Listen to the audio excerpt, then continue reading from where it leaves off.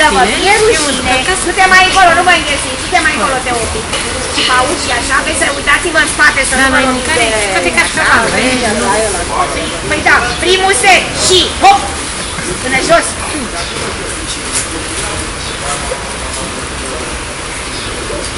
E de râs. Să vezi ce o să râdem noi la concurs când o să veniți și o să mergeți cum o să mergi. Și aici în București de vine toată lumea. Hai! crezi cu părul lui. Ați făcut 10? Toată lumea spune cu picioarele. Al doilea set și hop, puțin mai viol.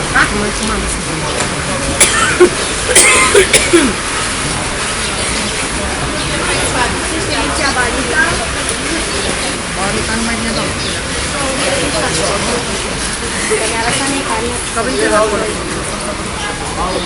Gata?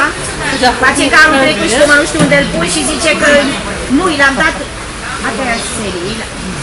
L-a luat Boteanu să aibă grijă de el și cum a venit aici cu o facă, că unde i-am pus carne? Pe ce i-am făcut cu carne? Păi zic, l-am dat. Dar de ce l-am dat? Ca să crezut că... Cum are grijă Iulia.